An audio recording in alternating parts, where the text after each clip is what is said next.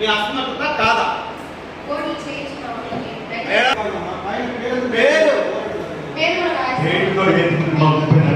తప్పు జరిగింది, తప్పు చేసినారు, దాన్ని ఒప్పుకోండి, దాన్ని రాయండి, రెక్టిఫై చేయండి. రేవిట్ లోపల కాంట్రాక్టర్ దగ్గర ఎంపీ పేరు నీట్గా రాసి పెట్టాలి. మీరు కమిషనర్ సార్, నేను ఆమె క్వశ్చన్ అడుగుతాను డిపార్ట్మెంట్ వైజ్, ఆమె ఆన్సర్ చెప్పిన తర్వాత మీరు ఏమైనా మాట్లాడితే దానికి అర్థం ఉంటుంది. ఆమె ఆన్సరే చెప్పకుండా కూర్చునేస్తాను. ఏమి ఎంత లోపల కంప్లీట్ చేపిస్తారు చెప్పండి.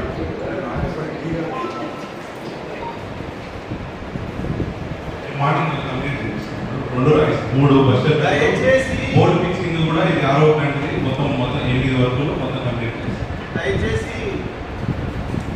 వచ్చిన వాళ్ళని గౌరవించండి, పోయే వాళ్ళని కూడా మర్యాద ఇవ్వండి. అందుకోసం ఆయన ఓడి పోయాడు అనేసి ఆయన పేరు వైఎస్ఆర్ డ్యామ్లో వాటర్ ఎంత నిలిచిలేదు, ఎంత పర్సెంటేజ్ లేదు వైఎస్ఆర్ డ్యామ్లో సార్? 25%. 4 feet పైన. 4 feet అంటే మోటార్ దగ్గర ఇక్కడికి వచ్చిందా? ఇక్కడ మన ఇంటిగ్రేషన్ వరకు వచ్చింది.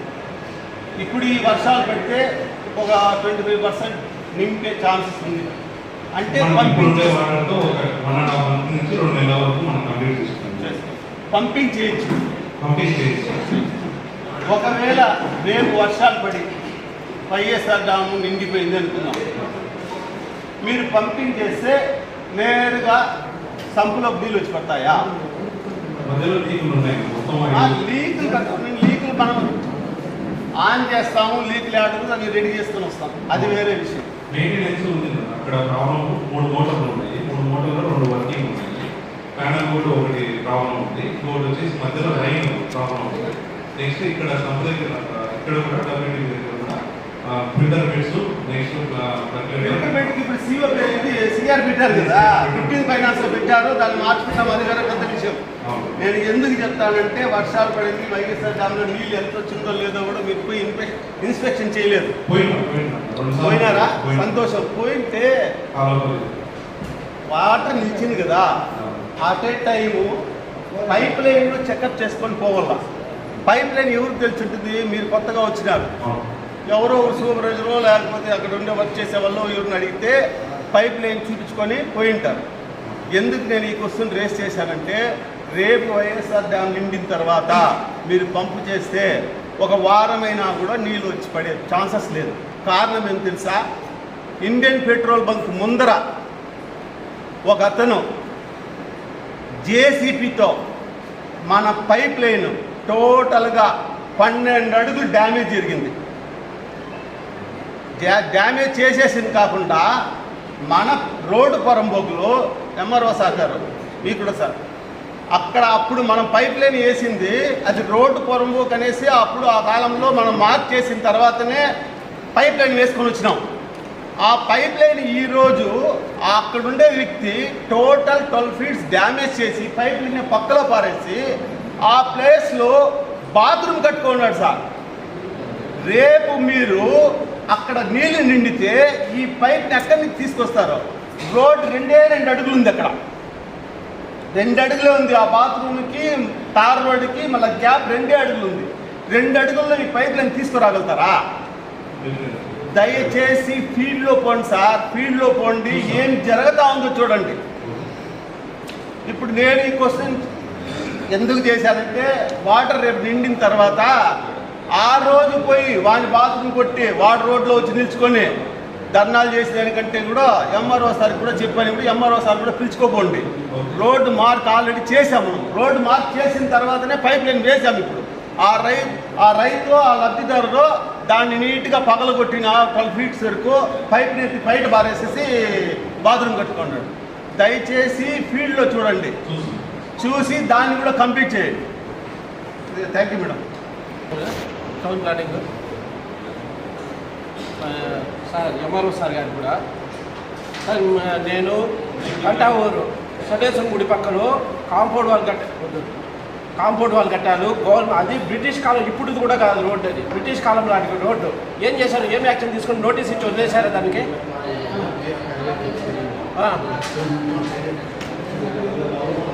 ఇప్పుడు దానికి ఎన్ని సంవత్సరాలు పడుతుంది అంటా ఉన్నాను. వాళ్ళు కేవలం మేడం ఒక్క సెకండ్ వినండి, వాళ్ళు కేవలం 2 రోజుల్లో కాంపౌండ్ వాళ్ళు మొత్తం వాళ్ళ కాంపౌండ్ వాళ్ళు మొత్తం 2 రోజుల్లో కట్టారు. మీరు 2 నెలలైనా కూడా కాంపౌండ్, అదే వాళ్ళ భూమి కాదు కదా, వాళ్ళకైతే మాకు అక్కర్లేదు. వాళ్ళ భూమిలో అయితే మీరేం చేయబెట్టద్దండి, వాళ్ళకి అక్కర్లేదు.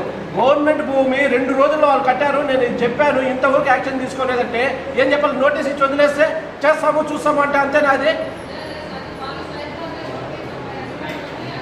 అవును మేడం, అక్కడ ఒక్క సెకండ్ వినండి, అది వాళ్ళ ఒక్క సైట్లోనే కాదు, అక్కడున్న ప్రతి ఒక్కరి ల్యాండ్లో కూడా వాళ్ళ ఓన్ ల్యాండ్లోనే పోయిండేది. అది వాళ్ళ సైట్ అయినా కూడా కానీ ప్రతి ఒక్కరూ దారి వదులున్నారు. ఇంతవరకు కూడా దారి ఉనింది, కేవలం 2 నెలల ముందు కట్టారు. అది 2 నెలల ముందు వరకు కూడా దారి ఉనింది. అక్కడ ప్రతి ఒక్కరూ వదులుకొనింది, ప్రతి ఒక్కరిని కూడా ఓన్ సైటే, దాంట్లోనే పోతా ఉండేది దారి కూడా.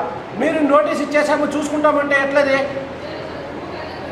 ఎప్పుడు అవుతుంది మేడం? మీరు సర్వే చేశారా? అయిపోయింది కదా మేడం, అంతా ఉంది కదా మేడం, మరి ఎందుకు టైం పడుతుంది అని అడుగుతున్నా మేడం. ఎన్ని రోజులు మేడం? 2 డేస్లో ఖచ్చితంగా తీయాలి మేడం. అది లేదంటే మళ్ళీ నేను వచ్చి కూర్చుంటాను నేను. ఎందుకంటే అది చాలా ఇష్యూ, మా ఒక్కరికే కాదు, కేవలం నా పర్సనల్ ఇంట్రెస్ట్ ఏం లేదు. అది అక్కడి నుంచి వెనకాల కాలనీకి దారి, అది ప్లస్ గంట ఊరికి దారి, అది మొత్తం అందరికీ పోయే దారి. దాన్ని ఆక్యుపై చేసుకుంటే ఎట్లా? అదే కాకుండా అదే దీంట్లో ఆ రోడ్లోనే బోర్ కూడా వేసుకున్నాడు. బోర్ కూడా రీసెంట్గా అప్పుడే మేడం బోర్ వేసి వెంటనే కట్టాడు అదే రోడ్లో. మీరు ఎంఆర్ఓ సార్తో కూడా మీరు ఖచ్చితంగా దాన్ని చేయాలి సార్. ఈ 1 వీక్లో ఖచ్చితంగా కంప్లీట్ అయిపోవాలి. అదేవిధంగా మా తోటి కౌన్సిలర్ అధికారులు నమస్కారాలు. గౌరవ కమిషనర్ గారికి ఒక చిన్న సార్, ఇప్పుడు మన బస్ స్టాండ్ ఎక్స్టెన్స్ ఎంత ఉంది సార్? మనకి ఆర్టీసీ బస్ స్టాండ్ ఎక్స్టెన్స్ మీకేమైనా తెలుసా సార్?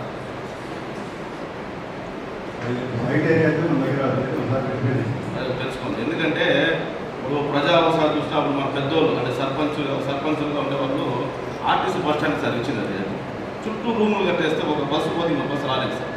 నిన్నైతే 2 ఆర్టీసీ బస్సు. దయచేసి అది కమర్షియల్ కాంప్లెక్స్ అయిపోయింది సార్. అది బస్ స్టాండ్ కాదు, అది మనం ఇచ్చిండేది. ఆ మున్సిపాలిటీ జాగా పంచాయతీగా ఉన్నప్పుడు మనం ఇచ్చినాం. పర్పస్ ఆఫ్ బస్ స్టాండ్కి ఇచ్చినది. చుట్టూ వాడు ఇటు పక్క ఏ షేప్లో రూములు కట్టేస్తే బస్సులకు ఇబ్బంది కదా. మీరు ఆఫీసులతో మాట్లాడేసి దాని మీద ఏం చర్య తీసుకోండి సార్. అట్లా కొంచెం ఇబ్బంది కాదు, ప్రయాణికులు వచ్చే వాళ్ళకి అంత ఇబ్బందిగా ఉంది. ఆర్టీసీ బస్సు ఒక బస్సు వెళ్తే ఇంకో బస్సు రాలేదు, ఆ విధంగా ఇబ్బంది పడుతున్నారు ప్రజలంతా. కాకపోతే వాళ్ళు మాట్లాడి టాయిలెట్స్ శాంక్షన్ అయినాయి, అవి దృష్టి చేసడానికి. ఎందుకంటే ఒకటి ఆర్టీసీ బస్ స్టాండ్ దగ్గర యూనియన్లు జరుగుతున్నాయి, డ్రైన్స్ ఎండింగ్ అక్కడ ఒకటి మార్కెట్లో ఒకటి స్వచ్ఛంద కార్పొరేషన్ ద్వారా శాంక్షన్ అయినాయి. అలాగే మనకు పీక్యామ్ యూరియా ద్వారా బస్ స్టాండ్కి యువతలో మన ట్రైన్ ఉంది కదా, ఎందుకంటే మనకు అన్నా క్యాంటీన్ ఉంది, ఆ ట్రైన్ దగ్గర ఎక్కువ మంది అక్కడ ఓపెన్ యూటిలైజేషన్ జరుగుతుంది.